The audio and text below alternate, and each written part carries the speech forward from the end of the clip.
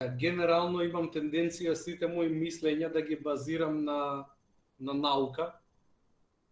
И сега науката диктира дека да, со вакцината на AstraZeneca ви испадна и со вакцината на Janssen, дека кај многу мала бројка на генерално помлади лица, под 50 на години, дека кај 1 во 100 или 1 во 150.000 се јавува ваков редок тип на тромбоза. Но сепак имаме податоци дека и зараза со COVID диаметрално го зголемува тој ризик.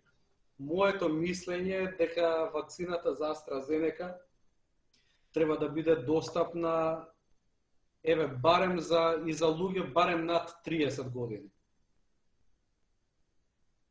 Така да треба да бидеме прагматисти, ако има други вакцини окей, но сепак мислам дека придобивката и од AstraZeneca вакцината и за помлади и за постари далеко ги надминува сите потенцијални негативни ефекти кои би ги добиле тие лица од самата вакцина.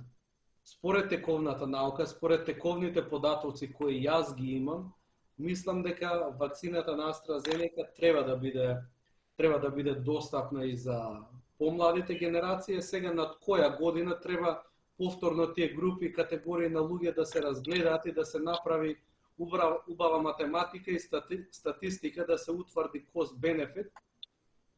Али ако добро се сеќавам од една студија, веќе кај пациенти над 30 или 35 години не се сеќавам екзактно, дека бенефитот од вакцината ги надминува сите несакани ефекти од самата вакцина. И ако ги следиме сите податоци кои науката ги диктира, мислам дека и за оваа категорија на луѓе треба да се користи AstraZeneca вакцината. И гледам сите влади сега постојано ги променуваат нивните мислења. Сега Германија ја префрли топката на самите лекари, мислам дека сами да ги носат тие одлуки дали нивниот пациент треба да се вакцинира или не со таа вакцина. Ние некако ја копираме Германија.